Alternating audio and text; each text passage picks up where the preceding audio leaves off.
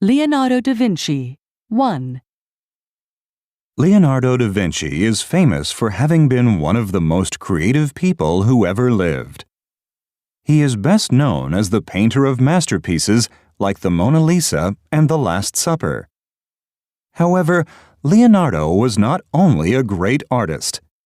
He was also an accomplished architect, engineer, scientist, and inventor.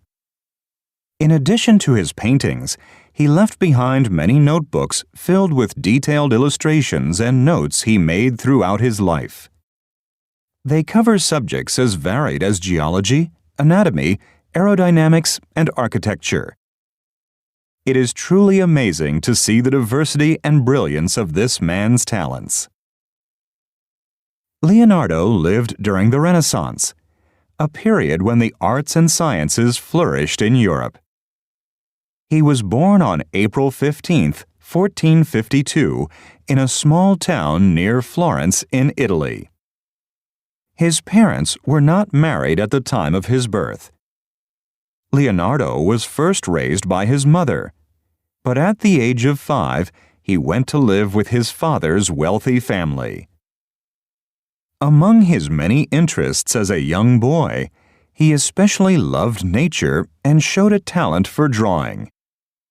It is said that he spent much of his childhood exploring the woods and streams around his home, making sketches of animals and plants.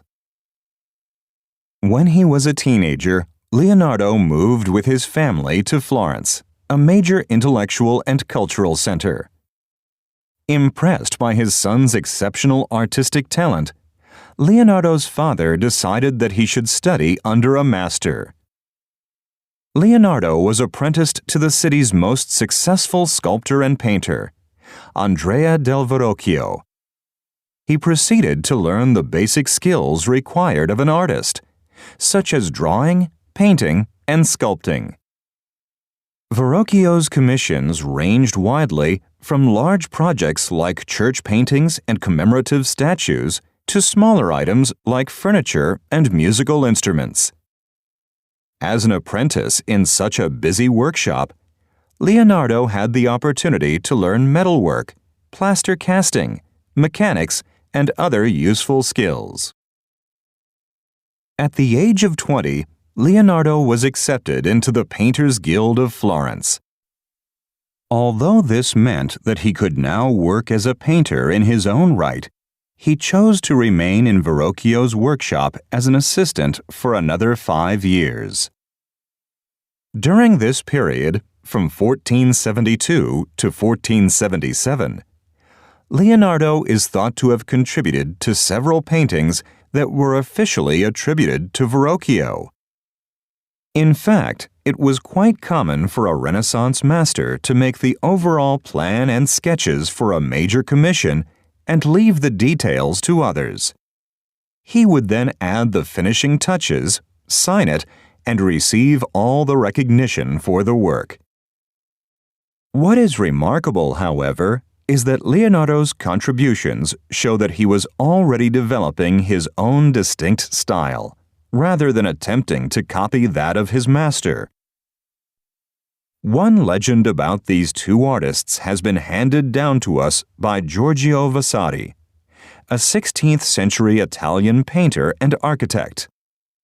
In his famous book on the lives of Renaissance artists, Vasari claimed that Leonardo was responsible for one of the angels in a painting by Verrocchio called The Baptism of Christ.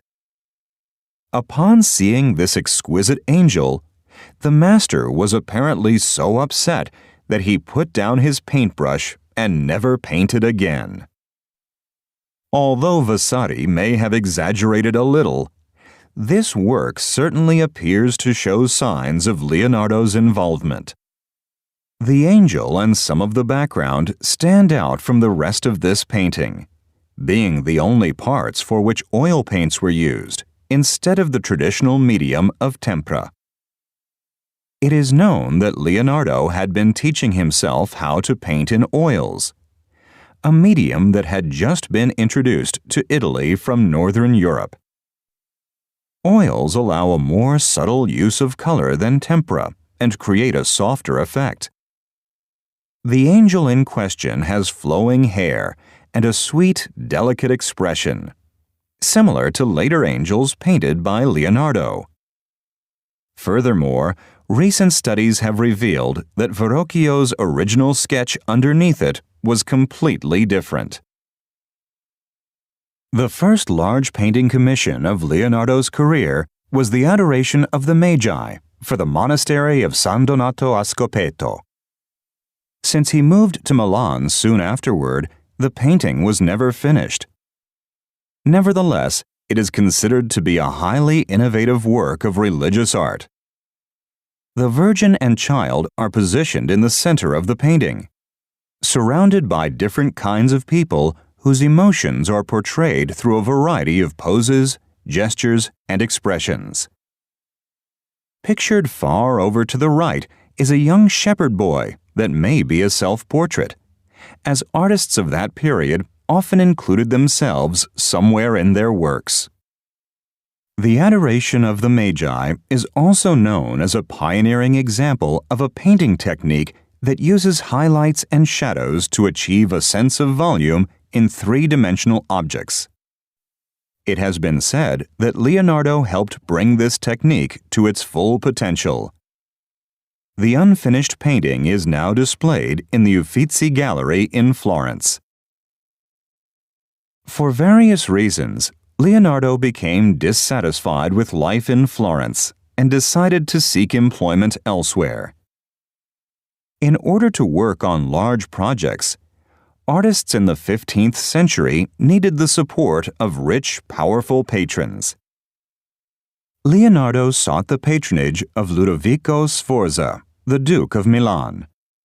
Knowing that Ludovico was concerned about the defense of his city, Leonardo wrote him a letter in which he emphasized his talents as an engineer, capable of designing ingenious weapons, vehicles, and machines for military purposes.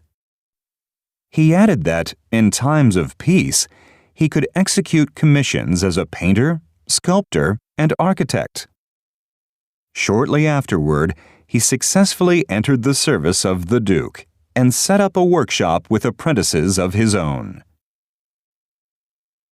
Over the next 17 years in Milan, Leonardo was engaged to work on many projects, not all of which were military projects. For example, he decorated some rooms in the Duke's palace, and even devised a system for supplying and heating the water for the Duchess's bath. One of Leonardo's most challenging projects was the creation of a grand monument to commemorate Ludovico's father. After working on it for over a decade, he finally completed an impressive clay model of a rider on a horse. It is believed to have stood more than 7 meters high. A great deal of bronze was required to cast the statue according to his plan. In the end, however, the statue was not built because the Duke decided to use the bronze to make weapons. Since the clay model was destroyed by the French after their invasion of Milan, the only evidence left of this legendary sculptural project today is an assortment of sketches in Leonardo's notebooks.